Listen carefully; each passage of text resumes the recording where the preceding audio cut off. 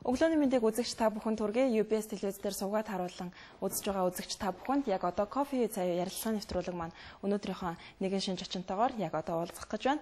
Манай өнөөдрийн нэвтрүүлгийн зочноор Солонгос улсаас зорин ирсэн хүндэт эмч орогдсон байгаа. Ингээд нэвтрүүлгийнхаа эхэнд урьсан зочтой танилцуулъя. Манай өнөөдрийн нэвтрүүлгийн гол зочноор анагаах ухааны доктор профессор Бум Чай Чой мөн орчуулагч Тунгалаг нар хүрэлцэн ирсэн байгаа. Өглөөний мэнд хүргэе. Тэгэхээр нэвтрүүлгийн маань ихний асуулт кофе уух уу, цай уух уу гэдэг асуулт байдаг. Та бүхэн юу умаар? 프로그램 처음으로 시작할 때 커피 드실 때, 차 드실 때 물어보셔야 되는가 봐. 그래서 차로 드신다고 하시죠. За, тийм цай. За тэгэхээр CL эмнэлэг маань эмэгтэйчүүдэд аз жаргалыг бэлгэлдэг гэсэн их сайхан уурайтай энэ сайхан нэртэй эмнэлэг байгаа. Тэгэхээр эмнэлгийнхаа талаар бас танилцуулгаар эхэлэх үү? CL 병원에 대해서 이제 간단하게 좀 소개를 부탁드린다. CL 병원은 여성 전문 병원이면서 시험관하기 시술하고 복강경 수술을 전문적으로 하는 병원입니다. CL эмнэлэг нь болохоор зэрэг тий одоо ингээд эмэгтэйчүүдийн эмнэлэг юм аа. Тэгээ одоо өргүүдл тэгээд дурангийн хагалгаа тий эмэгтэйчүүдийн дагинсан хагалгаанууд явагддаг юм аа. Бас хичнээн жилийн түүхтэй бол тийм ээ.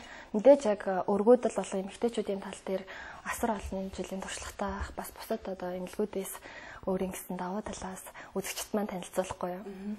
지금 이제 현재까지 여기까지 몇 년 정도 이제 운영을 하고 있는지 그리고 이제 다른 병원들하고 더 차이점이 뭔지 궁금하시다고.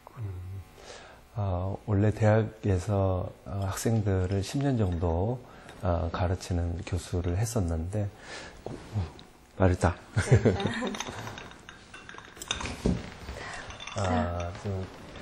CL 병원을 설립한 지는 10년 정도 됐습니다. 그래서 시험관하기 시술은 한 달에 한 80케이스 정도 하고 복강경 수술을 전문적으로 하고 또 우리가 교육 프로그램을 많이 의사들 교육을 많이 시키는 병원입니다.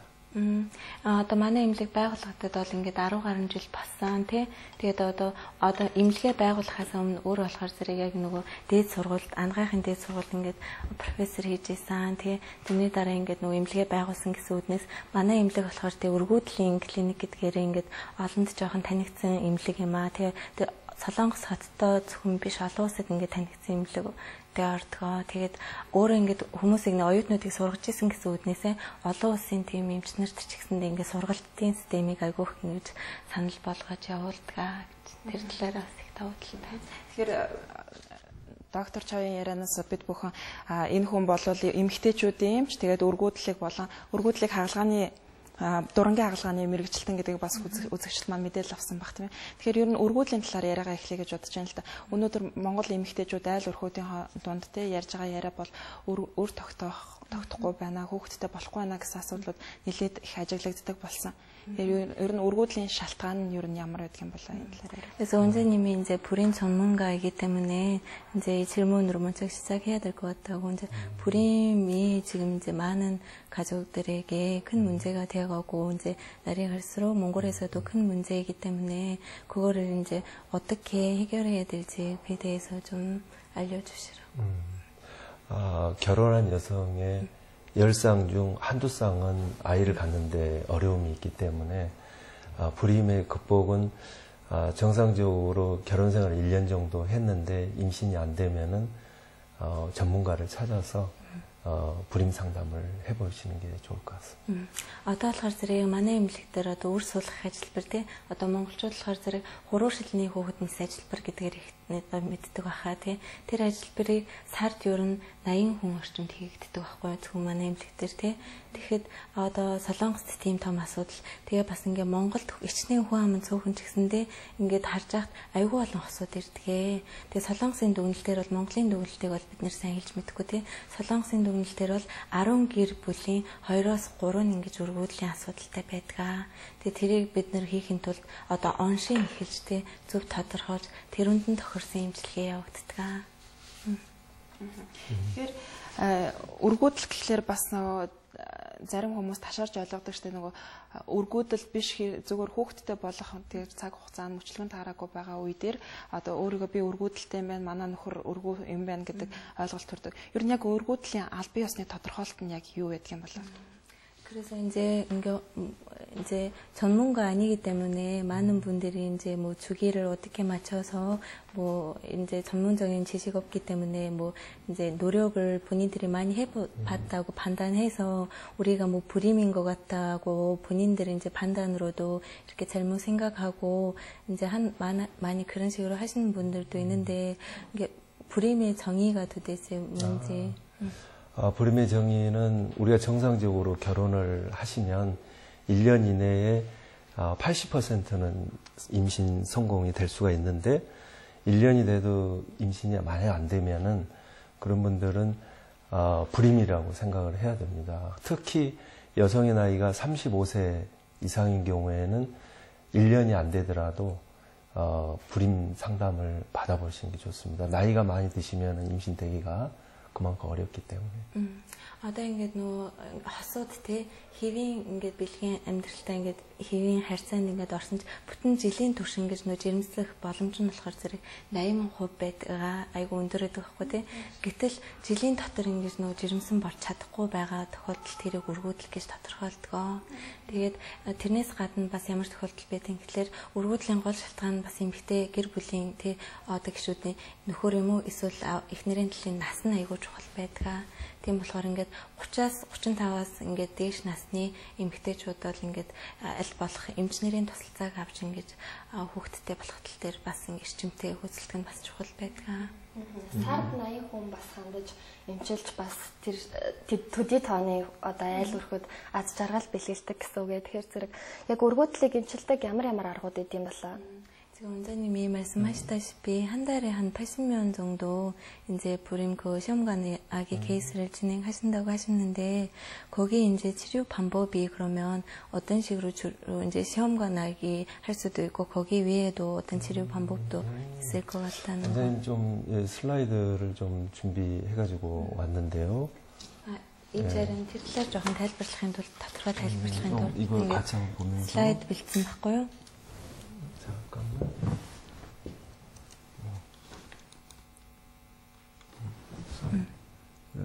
내려볼까요?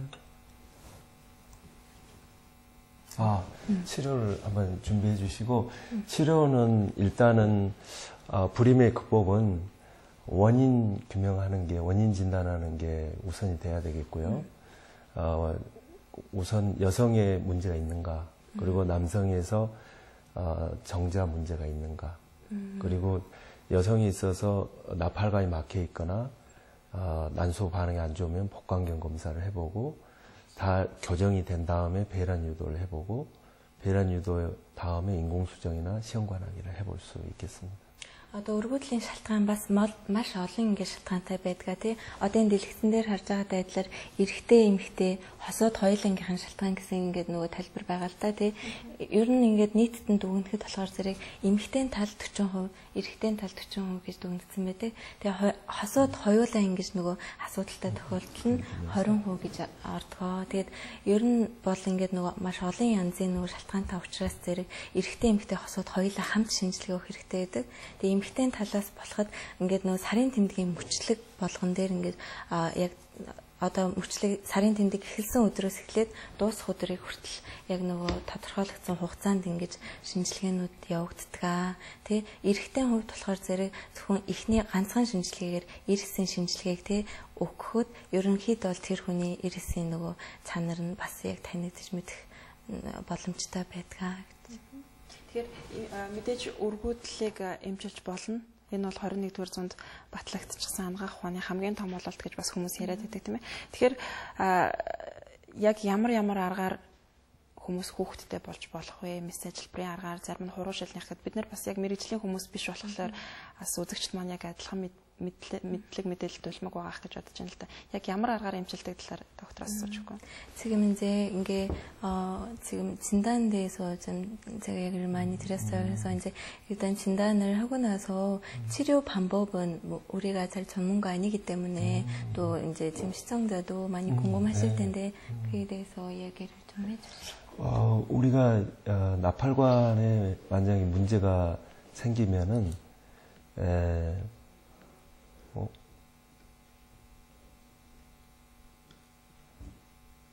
나팔관에 문제가 생기면은 나팔관을 성형 수술을 해서 나팔관 기능을 하게끔 해주는 방법이 있고요. 그리고 배란 유도를 배란 월경 장애가 있으면은 배란 유도를 배란 주사나 약을 먹어서 배란 유도를 해주고 만약에 정자가 약하면은 정자를 좋은 정자를 잘 해서 좋은 정자를 자궁 내 주입에는 인공 수정을 할 수 있고 이제 수정이나 정자가 너무 안 좋은 경우 그리고 나팔관에 문제가 있는 경우 그런 경우에는 시험관하기 시술을 하겠습니다. манай эмнэлэг болохоор зэрэг одоо ерөнхийдөө 3 аргыг айгүй хөргөн хэрэгэлдэгээ тий. Нэгдүгээр болохоор зэрэг тэр хүний ингээд оншинд нь тааруулсан эмчилгээ хийхин тулд дурангийн үзлийг дурангийн хагалгаар одоо тэр аргаар ингэж эмчилгээ явуулах боломжтой байдаг.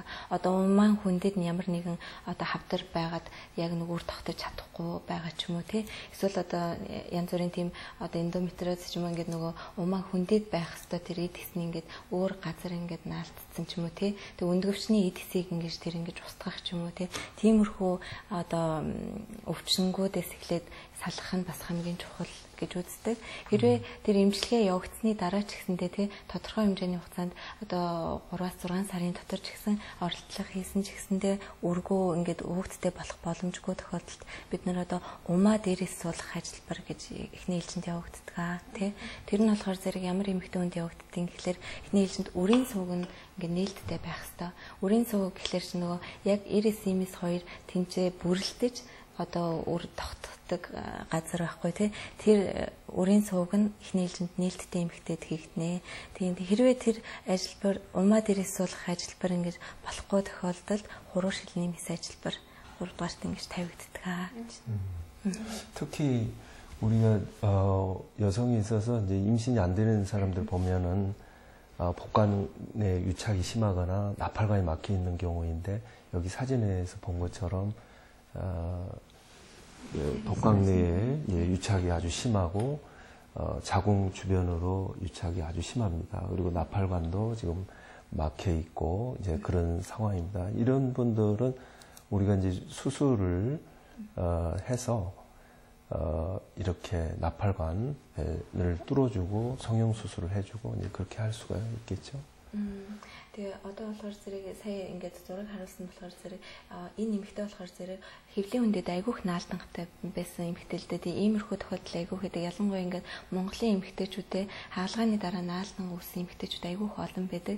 Тэр наалданга нь ингээд умаа ингээд нөгөө умааг ингээд нийтэд нь бүрхсэн эсвэл өндгөвчийг бүрхсэн те өрийн суугийг ингээд нөгөө мөшөрлдуулаад ингээд нөгөө хэвийн бус байдалд ингээд оруулсан байдаг.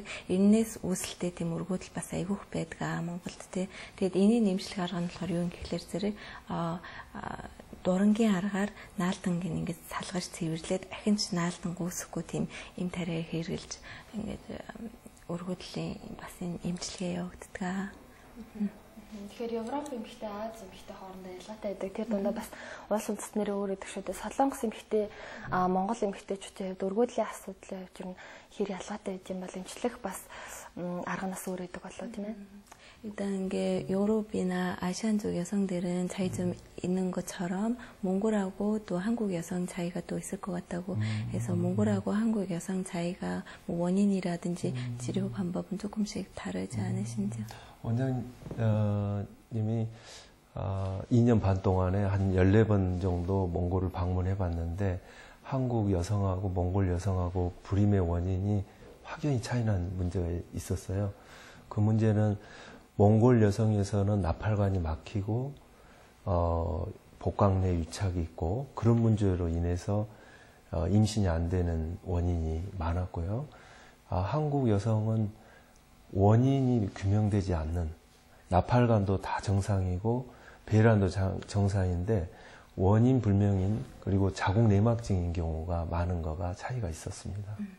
Одоо өдий хүртэлтэй юм шиг ингээд Монголд өчнөө олон үзлэг ингээд имчилгээ хийсэн.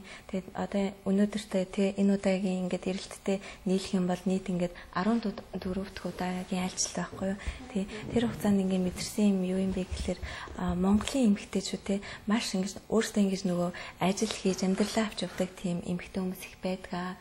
Тэр үднээсээ одоо оройтч гэрлэх ч юм уу те эсвэл нөгөө аборт хийх ч юм уу те эсвэл одоо ингээд нөгөө дахин гэрлэх асуудлууд их байдаг те тэр үднээсээ ингээд нөгөө өргөдөл бас айгүй үүсэлтэй байдаг. Тэгээд Монгол эмэгтэйчүүдтэй болохоор зэрэг хамгийн бас гол шалтгаан юу юм гэхэлэр зэрэг умаа одоо үрийн сувг нь ингээд бөглөрөлттэй эмэгтэйчүүд дийлэнх нь байдаг. Тэгээд дээрэс нь хаалгааны дараах наалданга энэ хоёр одоо шалтгаан бол их хвчлэн байдаг. Тэгээд солонгос эмэгтэйчүүдийн хувьд болохоор зэрэг нөгөө шалтгаан нь тодорхойгүй эмэгтэйчүүд маш олон байдаг. Саяны хэлсэнчлэн эндометриоз тий нөгөө умаа хүндээд байх хэвээр эдгэс нь өөр газараа ингээд наалтсан тийм онцтой эмэгтэйчүүд байдаг ч гэсэн дийлэнх нь ер нь шалтгаан тодорхойгүй эмэгтэйчүүд гэж үздэг. Тэгэхээр бид бүхний яриаг мэдээж бас өөр хүүхэдтэй болохыг хүсэж байгаа хүмүүсээс гадна эрүүл мэндэд анхааралтай, эрүүл мэндийн боловсрол өндөртэй хүмүүс үзэж байгаа хэл та. Тэгэхээр ер нь заавал өргөд болсны дараа эмчилгээ хийлгэх биш өргөдлөөс урдчлан сэргийлэх ямар нэгэн арга байдаг байх гэж бодож байна л да. Энэ талаар бас та тодруулан авч өгөхгүй. 지금 이제 시청자분들이 다 불임 문제도 아니고 이제 예방 차원에서 알아야 될 지식이 있어야 될 것 같다고 그 예방 치료 방법을 좀 가장 중요한 거는 불임의 예방을 하려고 하면은 빨리 아이를 갖는 거, 젊은 나이에 아이를 갖는 거가 가장 중요하겠고요. 두 번째로는 여성 질환, 복부 통증이 있거나 월경 불순이 있거나 월경통이 있거나 그리고 냉이 심하는 경우에는 불임하고 관련이 많기 때문에 전문가 선생님을 꼭 상담해서 이런 문제로 유착이 되고 나팔관이 막혀 있고 이제 그런 거를 예방하는 거 가장 중요하겠죠. мэдээж ихний ээлжинтэй өргөдөлтэй тулгархгүй тулд хамгийн гол нь ингээд оройтч гэрлэхээс зайлсхийх хэрэгтэй. Нас залуу дээрээ хосоо сонгосон бол тийм ээ хүүхдтэй болохын тулд эрт ингэж гэрлэх хэрэгтэй байдгаа. Тэгээд тэрний дараа бол юу юм гэхэлэр зэрэг одоо эмэгтэйчүүд одоо эрүүл мэндэ байнга хянах хэрэгтэй тий. Тэр үднээсээ одоо ингээд хитрхийг сарын тэмдгийн өвдөлт ч юм уу тий. Эсвэл одоо сарын тэмдгийн мөчлөг тогтворгүй тиймэрхүү хэвийн бос үзэгдэх тохиолдолд шууд мэрэгжлийн эмчит ингэж хандах нь хамгийн түргэн арга байдгаа гэж. Тэгэхээр хуруу шилний боход гэж ярьдаг шүү дээ тийм ээ. Яг энэ нис ажилбар болон өндгөн одоо эрсийг өндгөн одоо шилжүүлэх энэ нис ажилбарын ер нь ялгаа нь юу гэдэг юм болоо. 지금 IUI하고 IVF 이제 차이점이 무엇인지. IUI는 좋은 정자를 얻어서 자궁 내에 정자를 주입해 주는 시술이고요. 그리고 시험관하기는 난자를 키워서 난자를 얻어서 체외에서 수정을 시켜서 수정란을 자궁 내에 주입해 주는 시술입니다. Тэр хоёрын хооронд бол айгүй асар их ялгаа байгаа л да. Яагаад тэгэхээр одоо умаа дээрээс суулгах ажилбар тий яг ингээд нөгөө нэрнээс нь харахад ч гэсэндээ яг тодорхой байгаа тий эр эсийг эрэгтэй хүний хамгийн сайн идэвхтэй эрүүл эсийг сонгож авч агаад лабораторийн аргаар тий тусгай аргаар ингэж олон дамжлагаар шилж авсан эр эсүүдийг эмэгтэй умаад яг мөрчлөгийн тааруулсан үед тий эмэгтэй умаад ингэж суулгадаг ажилбараа. Харин хуруу шилний хүүхдмэс ажилбар нь юу юм бэ гэхээр эмэгтэй хоёр өнд өвчнөд тий өндгийн эсийг олноор боловсруулж агаад тэрийг биеийн гадна гаргаж авч агаад эр эстэй биеийн гадна лабораторийн нөхцөлд ингэж бүрэлдүүлж яг ингээд үр тогтолтоос бусад бүх явцыг хийх нь хуруу шилний хүүхдмэс ажилбар байхгүй. Бүх бүрэлдэлт тий одоо эрсимис хоёрын бүрэлдэлт тэгээд хуваагдал тэрний дараа тэгээд хуваагдлын явцны дараа тэр дундаас хамгийн сайн шилэгдэж үлдсэн үр хөвөрлийг сонгож иж эмэгтэй умаад суулгах ажилбарыг хуруу шилний мэс ажилбар гэнэ. Одоо бид бүхний ярьж байгаа энэ хоёр арга байгаа тийм ээ. Энэ хоёр арга маань яг үр тогтох магадлал нь хэр өндөр байдаг, аль нь өндөр байдаг вэ гэдэг нь багадгүй үзэгчнээ сонирхож байгаа. 이 두 방법 중에서 어떤 시술이 더 이제 이게 성공률이 높은지. 인공수정하고 시험관하기하고 임신율은 환자들이 많이 궁금해하죠. 인공수정은 임신 성공률이 10%에서 15%, 시험관하기는 저희 병원에서는 40% 정도 평균 그 정도 됩니다. 근데 임신의 성공률은 불임의 원인이나 여성의 나이가 상당히 좌우하는 경우가 많죠. Тэр хоёрын хооронд бол амжилтын процент айгүй их ялгаатай байдаг. Яг тэгэхээр умаад ирээс суулгах ажиллбар бол ер нь байглаасаа ингэж явагддаг аргатай нэг тийм ялгаатай бол ажиллбар биш л те. Тэгээ тэрийг болохоор зэрэг 10-аас 15% амжилттай гэж ингээд олон улсын тийм дүгнэлтээр тэгж дүгнсэн байдаг тий. Тэгээд хурууршлын хүүхэд мэс ажиллагаа нь болохоор зэрэг хамаагүй өндөр 2 дахин тий 40% манай эмнэлгийн хувьд бол бид нэр 40%-ийг амладаг л та. 100 хүнээс 40% ингээд жирэмсэн болох магадaltaй. Ер нь бол дэлхийд ийм бас тийм процент байдаг л та тий. Тиймэрхүү одоо тийм ялгаатай байдгаа гэж амжилтын процент. Энэ асуултыг асуусныхаа дараа би нэгэн захидлыг уншиж үзэгчд болон та хоёрт сонирдуулъя гэж бодлоо л да. Энэ бол доктор Чойн эмчилүүлжсэн нэг үйлчлүүлэгчээс ирсэн захидал байна л та. Би товчлоод уншаад үгээ. Эрхэм хүндэт эмч Чой танда хязгааргүй их баярлж явдаг. Энэ завшааныг ашиглаад дамжуулах гэсэн юм аа. Намайг төвшин тунгалаг гэдэг. Би 5 удаа үр шилжүүлэх ажиллабар хийлгэж үр дүнд нь хөөрхөн хүүтэй болсон. Урд нь Хятадд 3 удаа орсон. 2 удаа Чой эмчдэр орсноор би хөөрхөн хүүтэй болсон. Маш их талархаж явдаг. Энэ загтлаараа дамжуулъя гэсэн загтал бидэнд ирсэн байна. За. Би нэгтэй бас ингээд сая уулзсан л да.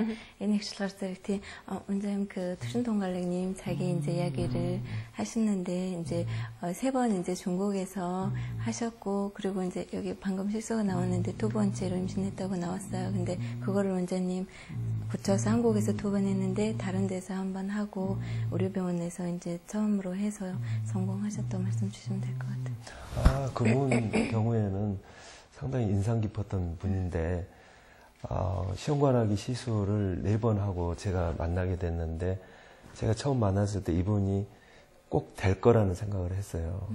왜 그러냐면은 그분이 신뢰감을 저한테 믿음을 줬기 때문에 꼭 될 거다. 그래서 저희 병원에서 5번째 만에 임신해서 아들을 낳게 됐는데 불임을 극복하는데 가장 중요한 거는 이거 책에 나온 이야기 아닌데 첫째는 마음이 평안해야 되고 두 번째로는 자신감이 있어야 됩니다.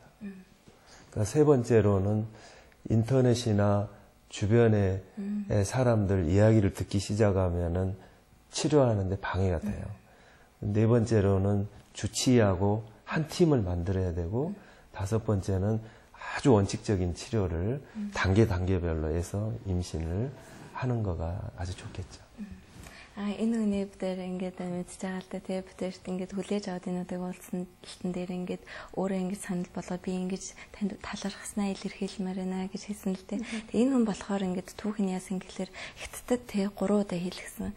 Тэгээ Хятадд байхдаа айгүй их цутарч исэн хүн л тий. Тэгээ манай монголчууд чинь тий амьдралын түвшин тийм өндөр биш тий. Тэгэл очингууд чинь нөгөө яг ингээд улстай байгаа шиг биш өөр нөгөө харин улсууд болохоор зэрэг яг бүх юм дээр нь анхаарал тавьж чаддгүй. Тэр үднээсээ одоо ингээд нөгөө байрлаж байр орон ч юм уу хоол унд ч юм уу тиймэрхүү тал дээр айгүйх цутарч ийсэн. Тэгээ айгүйх зовсон. Тэгээд сүүлдээ бүр одоо би ч баг ингэж хүүхдтэй болохоо бэлтэн билүү гэж хүртэл бодож ийсэн. Тийм айгүй битэрийн сэтгэлд айгүй гүн үлдсэн хүн л дээ. Тэгээ тэр хүн болохоор зэрэг солонгос болохоор 2 удаа ингэ хэлчихсэн юм. Нэг нь болохоор өөр эмнэлэг дээр нэг удаа ихэд амжилтгүй болсон л да. Тэгээд 5 дахь удаа дээр нь манай эмнэлэг дээр ирээд ингэж хөрхөн хүүтэй болсон.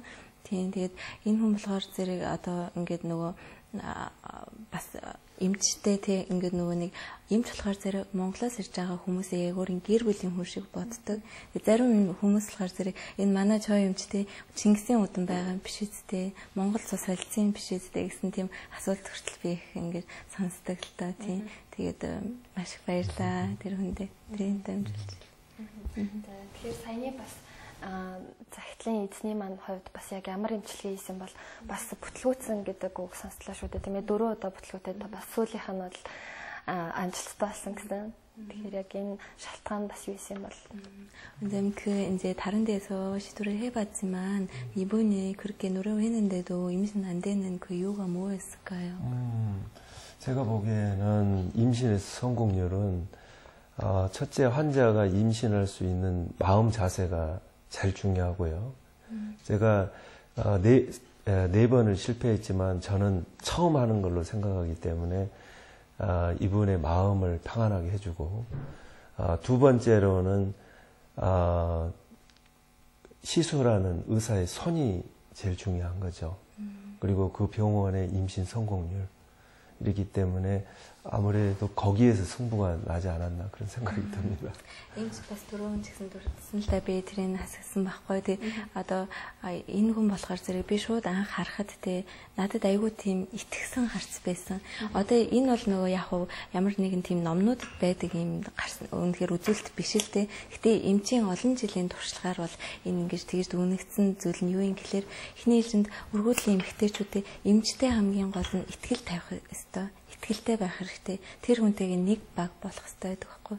Тэгээ би үнэхээр жирэмсэн болно гэсэн өөртөө бас тийм итгэлтэй байх хэрэгтэй. Болч магадгүй болохгүй ч магадгүй энэ сэтгэлийн тийм нэг буруу тийм нэг зүйл байдаг шүү дээ. Тиймэрхүү биш өөдрөг эмэгтэй хүмүүс айгүй сайн бас болдог гэдгийг юмч айгүй олон жилийн тийм судалгаагаар ингэж мэдэрсэн гэж энэ хүнийг яг хөө эхний 4 удаа тэгчнээ би өөрийнх нь гараар хийгээгүй ч гэсэндээ шалтгаан нь юу юм гэхээр мэдээж одоо ингээд нас ч юм уу те онш нь бас тодорхой ч гэсэн тухайн тэр эмнэлгийн нөгөө нэг үзүүлэлт амжилтын үзүүлэлт нь ямар вэ гэдэг нь бас одоо өргөдлийн клиник гэл бүгд адилхан үзүүлэлттэй биш шүү дээ. Энэ эмнэлгийн амжилтын үзүүлэлт нь хэрвээ гэдэг нь бас тэр эмнэлгийн чадварыг харуулж байгаа. Тийм болохоор зэрэг одоо нэг ясандаа манай эмнэлэг одоо жоохон өндөр үзүүлэлттэй учраас ингэ басан байх гэсэн л үг л дээ. Мэдээж эмнэлгийн үзүүлэлтийг бас энэхүү Монгол эмэгтэй маань өөрийнхөө бие дээр нотлоод амьдралдаа аз жаргалтай хөөрхөн хүүтэй болсон гэдэг бол маш их таатай мэдээ. Ер нь энэ хуруу шилний хүүхэд үр тогтоох мэс ажилбар маань өөрөө ямар нэгэн өвчин эмгээг дагуулах уу? Ямар нэгэн сөрөг өвчин байх уу? 그 합병증을 이게 시험관하기를 하고 나서 어떠한 합병증을 증이 따르는지. 제가 시험관하기 시술을 한 10,000번 정도 한 것 같아요. 근데 딱히 특별히 큰 합병증은 없었는데 시험관하기 하면서 제일 염려되는 건 2가지가 있습니다.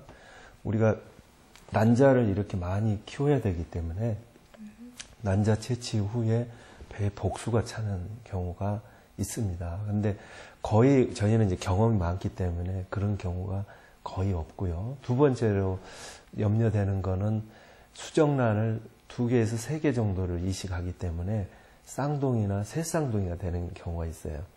그래서 다태 임신 때문에 좀 고민이 되는 경우가 있는데 어떤 분은 제 경험으로는 한 10분 정도는 새쌍둥이 나신 분이 있으세요. Энд өдөртөлтэй 10,000 гаруй хуруушлын нэмс ажилбар ингэж явуулсан хийсэн тий тэр дундаас ингэж дурдах юм бол одоо ингэж давхар ингэж ямар нэгэн өвчнийг дагуулдаг гэсэнтэй тэр нь болохоор юу байж болох вэ гэхэд яг хөө тийм тохиолдол бол тийм их байдгүй тохиолддгүй харин ховор тохиолддог зүйл нь юу юм бэ гэхлээр зэрэг үндгийн эсийг бид нөгөө аль болох олноор нь ингэж боловсруулах гэж ингэж хичээдэг л дээ тий доозыг ингэж тааруулаад тий үнд өвчнөд ер нь нэг гаргаж авахдаа ингээ олноор нь гаргаж авах нөгөө ач холбогдлоос айгүйх байдаг л та нарийн ярих юм бол тий тэгэхээр тийм учраас нөгөө олон эс бүрэлдүүлж байгаа тохиолдолд тэр нь нөгөө одоо хэвлийн хүндэд ус хурах тохиолдол зарим нэг тохиолдолд бол байдаг тийм тохиолдолд бид нөгөө усын нөгөө хурсан усын ингэж гаргаж авах ажилбар бас явагддаг хөнгөн маягийн ажилбар хоёрдугаарт бас юу байж болдгоо гэхэлэр зэрэг одоо Солонгосын улсаас тий үр хөврөл хэдийг ингэж суулгах ёстой гэдгийг заасан байдаг байхгүй одоо 2-оос 4-ийг тий гэхдээ тэр нь болохоор зэрэг бас эмэгтэй нас айгүйх ингээ хамааралтай байдаг. Тэдээс тэд насны хүнд тэдэн үр хөврөл суулгана гэсэн заалт байдаг. Тэрийг харгалзаж бид нараас ингэж шийддэг. Тийм тохиолдолд 3 үр хөврөл суулгасан тохиолдолд бид манай эмнэлэг болохоор зэрэг 2-оос 3-ыг л дийлэн ихэвчлэн суулгана. Тэндээс 3 ихээр суулгасан тохиолдолд гуруула ингээд нөгөө умаа хүндэд байна л да тий хүүхэд болох тохиолдол байдаг. Тэгээ одоогийн байдлаар надад 3 ихээр нь 10 гаруй гэр бүлд ингэж 3 ихэр хүүхэд бэлгэлсэн гэж тийм тохиолдолд бас яг нэг цаг хугацааг тааруулж агаад хэрвээ их хүндрэлтэй байх тохиолдол байх юм бол ингээд нэгийг ингэж гаргаж авах сурвалах ажиллабар бас хийгдэж болдог байхгүй юу. Тэр бол эцэгхийн сонголт, эмчийн сонголт. Нэг хүүхэдтэй болох уу, 3 хүүхэдтэй болох уу гэдэг бол бас аз тэгээд бас ангаах ухааны аргаар зохицуулт хийж болдог гэж ойлгох юм тийм ээ. 그것도 행운인 거다고 상동이를 가지시는 네, 에피소드 하나 이야기해도 될까요? 시험관하기 시술하는 과정에서? би та бүхэнд нэг өөрийнхөө ингээд ярмаар байгаа зүйлийг бас ярьж болох уу гэнэ. 저는 시험관하기 시술하는 의사인데 제가 술하고 담배를 안 해요. 근데 사실 투심 통갈란이 임신이 되셨는데 그분은 상당히 어려움을 겪었던 사람이기 때문에 사실 그날 제가 아주 기분 나쁜 일이 있었어요. 시술하는 날. 근데 그분에게는 내가 언제나 웃는 모습으로 좋은 컨디션에서 시술을 해야 되기 때문에 제가 감정 컨트롤 하느라고 방에서 한 30분 동안 기도를 하고 좋은 기분으로 해야 된다. 그래서 좋은 기분을 가지고 그분에게 활짝 웃는 모습으로 건강한 모습으로 제가 이식을 해줘서 되지 않았나 아무리 생각해도 그런 생각이 들어요. Эмч одоо нэг энэ ажиллабар бол маш тийм нарийн те өөрийг ингэж бас эмчийн хувьд айгүй тийм нарийн юм ингэж хийж байгаа үднэс сэтгэлийн контрол те биеийн контрол биеийн байдлаа ингэж сайн хинжаах хэрэгтэй байдгаа. Тэгээд тухайн өдөр одоо энэ төвшин хонглоо их чинь захиаг уншлаа шүү дээ те. Тэгээд тэр тухайн үед хийсэн ажиллабараа ингээ гинт сансан байна л да. Тэр үед яасан гэхээр тэр өдөр айгүй тийм сэтгэл санааны дарамттай айгүй ингээ өөрийнх нь хувьд болохоор айгүй муу өдөр байсан юм л да. Тэгээд дээрээс ингээ махад ажиллабар 7 давхрт явагдах байхгүй. 7 давхраас эмчээ буугаад ирэж бэлэн болчлоо гэж зөвлөгч нар залгачаад хүлээж ихчээд сэтгэлээ ингэж нөгөө бариад ингээд тайвшруулахын тулд 30 минут залбирал хийсэн.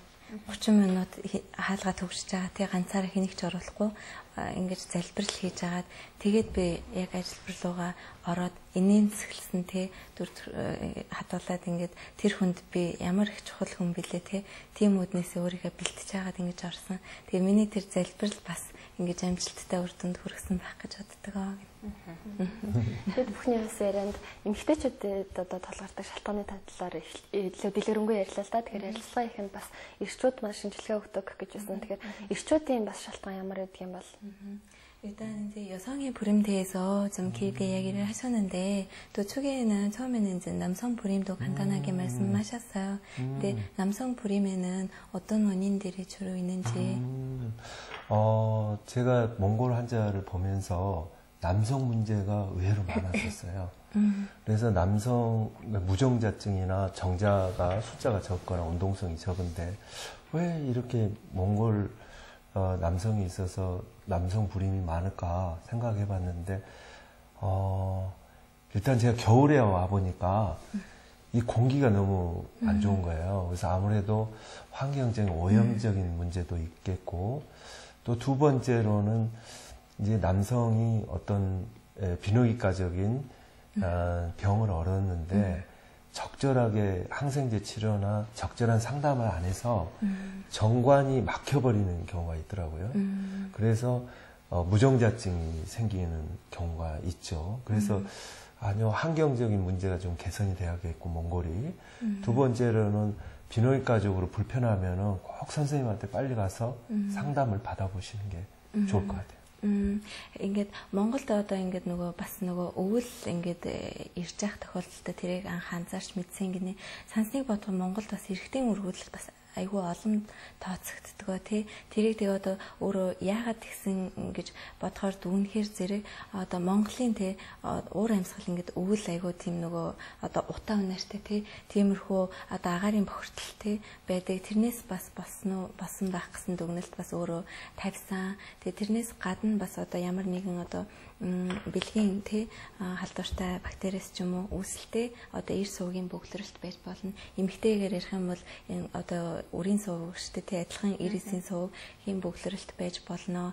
Тэгээд тэр нь бас байж болох боловч бактери чинь зөвхөн бас нөгөө нэг одоо бэлгийн замынх биш те бас өөр шалтгаанаар бас ингэж үүсч болдгоо гэж. Тэгээ бас төрөлхийн бас ямар ч ирээс ялгаруулдаггүй гадагшилтгүй эрэгтэй хүмүүс бас байдаг. Тэрийг бол ингээд эмчилгээ хийх арга байна уу гэдгийг бас судалж ийж те тэгжээж бас ямар арга байна гэдгийг шийдвэрлэх нь айгүй чухал байдаг. Тэгэхээр бас монголчуудын хувьд гадагшаага явж эмчлүүлнэ гэдэг бол мэдээж санхүүгийн хувьд нэлээд төвөгтэй асуудал байдаг л да. Тэгээ сүүлийн үед бас Монголд үр шилжүүлэн суулгах хуруу шилний мессеж хэлбэр гээд нийлээдгүй дуулдах болж сүүлийн жилүүдэд ер нь гадаадд хийгдэж байгаа энэ эмчилгээ Монголд хийгдэж байгаа эмчилгээ хоёрын хооронд ялгаа байгаа юу? Мэдээж сүүлийн үед хөгжиж байгаа болохоор учир дутагдaltaй асуудлууд байгаа. Хизээ монголчууд яг дэлхийн түвшинд хүрсэн тэр эмчилгээг дотооддоо хийж чадах бол эмчээс асуудаг. 지금 이제 원장님이 알다시피 몽골에서 이제 두세 군데에서 이제 불임 클리닉을 차렸는데 이제 지금 많은 환자들이 해외로 나가서 이제 진료를 보고 시험관하게 이제 진료를 받고 들어오시는데 지금 현재 있는 병원들이 세계 스탠다드로 이제 병원을 하려면 어느 정도 기간이 또 필요한지 또 어떻게 해야지만 그 똑같이 이렇게 다른 나라들하고 똑같은 수준의 병원을 이제 운영할 수 있는지. 원장님 생각하기에도 많은 몽골 환자들이 한국이나 일본, 싱가포르, 태국, 중국으로 가서 시험관하게 하고 그러는데 몽골 선생님들이 더 의학을 많이 발전시켜서 많은 몽골 환자들이 해외에서 고생을 하지 않도록 하는 거가 제 목적입니다. 그래서 많은 선생님들하고 교류를 하고 의학적인 지식을 서로 나누고 그러는데 저도 시험관하기 시술을 20년 정도 해봤는데 임신이 잘 안 될 때가 있어요. 잘 안 될 때는 진짜 죽고 싶어요. 왜? 환자가 많은 비용을 지불했는 임신이 안 되면 40% 정도가 돼야 되는데 안 되면은 병원 가기가 싫어요. 그랬을 때는 가장 좋은 방법은 그래도 제일 잘하는 병원에 선생님하고 연락을 해서 그때는 저는 시험관하기 절대 안 합니다. 임신이 갑자기 원인 모르게 안 됐을 때는 그때 외부에서 선생님이 와서 우리 병원을 평가를 받았어요. 내가 찾지 못한 원인 뭐가 있는가. 그래서 개선이 돼서 임신율을 다시 해보겠던 경우가 있습니다. 그래서 우리 몽골에 있는 불임 선생님들도 더 발전을 하려면은 그런 교류를 많이 해야 된다고 생각합니다. Би өдөртөлдөө одоо ингээд 20 гаруй жил зөвхөн нөгөө урагшлын хүүхдийн сайжлбар тэгээ өргөдлийн салбарт ингэж ажиллаж ирсэн тий. Тэгэхэд миний хувьд ингэж удаан хугацаанд ч гэсэн би ингэж энэ ажлыг дагнж явж байгаа ч гэсэн тий алдаа гарах сайн болохгүй тохиолдлууд бас их байдаг. Тийм болохоор зэрэг миний харж чадахгүй байгаа. Одоо би чинь тэр яг хүрээний дотроо бас хараад байгаа тохиолдлууд бас байдгаа гэж юм л да. Тэрийг гаднаас ямар нэгэн хүн ирж харж иж илрүүлдэг гэж байгаа байхгүй. Тийм болохоор Монгол энэ ангаахын олон эмчнэртэй профессорууд бас энэ тал дээр бас мэдээж адилхан саналтай байгаа гэж бодож байна тий. Олон эмчнэртэй ингэж харьцаж гадаадын тий одоо сайн эмнэлгүүдтэй тий тусламж өгөхөр эмнэлгүүдтэй харилцаж одоо сургалтын системээр ингэж дамжуулж одоо юм заалгаад тий хоорондоо солилцоо авалцаа солилцоо хийж бас хурдан амжилтанд хүрэх байх гэж бодож байна. Тэгээ би ч гэсэн ингээд анхан шатанда айгүйх ингэж аргаа олох гэж тий айгүйх ингэж алдаа эндэл гаргаж исэн. Тэрийг маш олон хүмүүстэй мэрэгчлэнүүд миний хажуунаас тусалж ингэж өгснөөр би өдөө хүрсэн гэж бодож байна. 그 부분을 발전시키는데 원장님이 세 가지를 노력을 하고 있는데 첫째는 몽골에서 CL병원에 와서 불임 교육 받으신 선생님이 한 10분 계세요. 그리고 두 번째로는 교육을 받고 가셔가지고 시술의 절반을 배란 유도를 몽골 선생님이 하고 한국에서 체류하는 기간이 다른 병원에서 한 달에서 2달 걸리는데 우리는 한 10일 정도 몽골 선생님이 절반을 해주시기 때문에 CL병원에서 난제 채취하고 이식하는 거 이제 그런 과정을 했기 때문에 몽골 선생님이 또 더 많이 배우고 그렇습니다. 그리고 세 번째로는 그것도 제가 걱정이 돼서 제가 두세 달에 한 번씩 몽골에 다시 와서 점검을 하고 돌아가고 그게 14번 됐어요. Одоо ингээд өдөө болтолтой ингээд нөө Монголын талаас болохоор зэрэг надаас тусламж хүсэжсэн тий. Тэгэхэд би одоо 10 гаруй эмчнэрийг ингээд нөгөө сургалтанд ингээд хамрагдуулж ингээд өөрийнхөө эмнэлэг дээр тий дадлага сургалт хийх гэсэн. Тэгээ тэр эмчнэр болохоор зэрэг ямар давуу талтай болж байгаа юм бэ гэхээр нэгдүгээрт тийм ээ өргөдлийн өвчтөн ингээд үзэх. Тэгээ анхан шатны нөгөө ажилбарыг явуулж чадвартай болсон. Тэр нь болохоор зэрэг юу юм гэхээр бид нар өндгөвшөнд өндгээс боловсруулдаг гэдэг шүү дээ тий. Өөр эмнэлэгт очих юм бол тий сараас 2 сар ингэж удаан хугацаанд тэнцэнэ байх хэрэгтэй болдог байхгүй юу? Тэгэхэд Монголын эмчнэр тий тэр өргөдлийн энэ анхан шатныг сурчаад ямар их тусалцаа өгч дээ тий. Одоо Монголоос ирж байгаа өвчтөнгүүд манад одоо 10-аас 14 хоногийн дотор бүх юмаа дуусгаад явж байна. Тийм болохоор эмчнэр маш их ингэж сурч хоорондоо ингэж тусалцж бас ингэж хамтын хүчээр ингэж өсөн хөгжиж байгаа гэж чинь тэгээд 세 번째는 원장님 뭐였지? 그래도 걱정이 돼서 원장님이 두세 달 한번 와셔서 현지 파악을 하고 이제 그런. тэгсэн ч гэсэн эхчний ингэж сургасан ч гэсэндээ цаашдаа ч гэсэн бид нэр сурах юм зөндөө гэсэн үднээс нэг юм уу 2 сард Монголд айлчж ирж бүх ингээд нөгөө юмнуудаа хийнаад тий дахин зөвлөлтөн ярилцаад ахиж нөгөө өвчтөнгүүдээ бас хийнаад тиймэрхүү байдлаар ингэж явагдаж байгаа.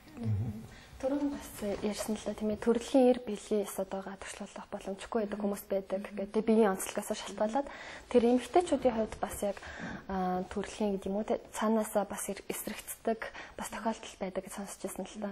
Энэ талаар бас дэлгэрэнгүй мэдээлэл өрөхгүй. Эдгээр бас одоо цаанаасаа биеийн тийм зохицолгүй байгаа хүн бас яаж бас өөр хөвгттэй болох вэ тийм ээ?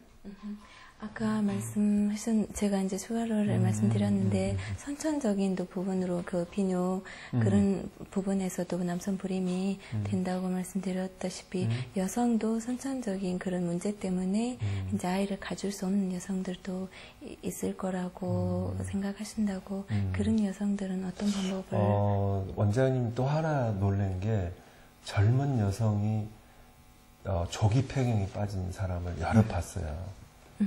근데 한국에서는 드문데 나이가 27, 8인데 난자가 40대, 50대.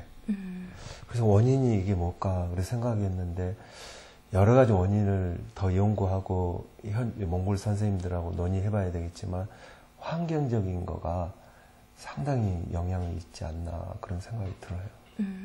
Одоо би бас нэг гайхсан юм бол юу юм бэ гэхэлэр зэрэг Монголын 20 дөнгөж 20 гарч байгаа охин те тэр охин нөгөө нэг цагаас өмнө менопауз гэж ярьдаг бид нэр тэр нь болохоор зэрэг сарын тэмдгийн зогссон цэвэршилтийн үеийн явагдсан байсан тэр охин те 20 дөнгөж гарч байгаа охин тэгээ тэр охин болохоор зэрэг цэвэршилт явагдчихгаар чинь жирэмслэх боломжгүй болсон гэсэн үг шүү дээ те тэгээд тэр нь юунаас болж байгаа юм гэхээр хамгийн том нөлөө нь болохоор зэрэг орчны бохирдол те ингээд нөө орчны ариун цэврийн тийм хангалтгүйс бас басан тохиолдол бас байдгаа гинэ.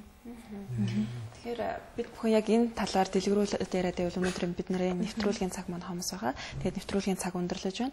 Тэгээд хурж ирсэн хүндтэй зочтой бас нэвтрүүлгийнхаа төгсгөлд бид бүхэн гарынхаа бэлгээр урамшуулдаг байгаа. Тэгээд та бүхэнд ТV сонсдгуулийнхаа шинэ дугаарыг гал улаан сарна хамт амжилт бэлгэлдээд өгье. Тэгээд нэвтрүүлгийн маань сүүлийн асуулт та бүхний өмнө нээлттэй.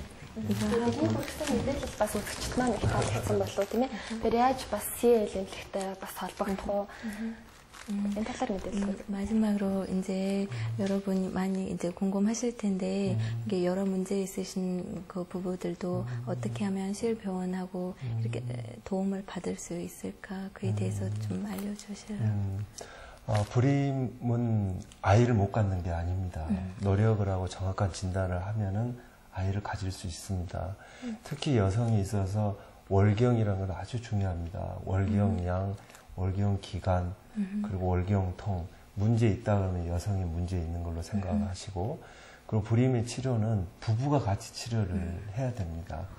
그래서 좋은 선생님들이 참 많습니다. 몽골에도 참 많으시고 그렇습니다. 그래서 여러분이 노력을 하면은 좋은 선생님을 만날 수 있는 기회가 되지 않을까. 그리고 저하고 또 인연이 돼서 만나게 되면 정말 최선을 다하겠습니다. Одоо сүүлийн үед те нөгөө солонгос болохоор зэрэг яг өргөдлөх гэж яриахаа болцсон. Жирэмслэхэд хэцүү юм ихтэй гэж ярьдаг болсон байхгүй юу? Яагаад тэгэхээр одоогийн асар их анагаахын тийм хөгжил төвчлийн ачаар бид нэр хүүхдтэй болохгүй байна гэсэн тийм асуудал бол бүгд шийдэгдсэн. Бид нар өөрсдөө хичээгээд те ингээ үнэхээр хүүхдтэй болъё гэж хүсэх юм бол ямар ч эмэгтэй хүүхдтэй болж чадна гэдгийг би та нарт амлаж байна те. Тэгээд энэ нэвтрүүлгийнхаа төгсгөлд те одоо маш олон асуудалтай юм эмэгтэй хүмүүс те хэрвээ надаас тусламж хүсээд ингээд надтай холбогдох юм бол би өөрийнхөө бүх хүчээр ажиллаад та бүхэнд аз жаргалыг бэлтгэхийн төлөө ингэж хичээл зүтгэл гаргах болно. Яаж холбогдож болох вэ? 바로 연결되는 방법을 알려주시라고. 저기 보다시피 www.clwhivf.com Энэ болохоор зэрэг нөгөө манай олон улсын вебсайт байхгүй Монгол, Орос, Хятад, англи хэл дээр ингээ гарсан байгаа. Тэгээд ийшээ орох юм бол шууд асуулт хариулт руу оронгод зэрэг манай ажилчид манайх ч нөгөө 3 монгол ажилчинтай л да Солонгостой. Тэгээд манай ажилчид шууд нөгөө асуулт хариултан дээрээ бүгдийг ингээд хариулаад холбогдож болно. Бидний талаарх одоо мэйл адрес ч юм уу те утасны дугаар бүх зүйл энэ вебсайтаас та нар авч болно. 직원이 3분. 네, 말씀드렸어요. За баярлалаа. Тэгэхээр манай өнөөдрийн нэвтрүүлэгт Солонгосын Creation Love эмэгтэйчүүдийн эмнэлгийн дарга өргөдөл болон эмэгтэйчүүдийн хагалгааны мэрэгжилтэн урагдсан ноён доктор Чой урагдсан байгаа. Тэгээд нэвтрүүлгийг маань орчуулж өгсөн тунгалаг танд бас баярлалаа. Баярлалаа. Кофе цай нэвтрүүлэг өндөрлж байна. Нэвтрүүлгийг сэтгүүлч Наран Чимэг хонгор зул хөтлөн явууллаа. Эргээд хэсэг хугацааны дараа студидд олцгаая.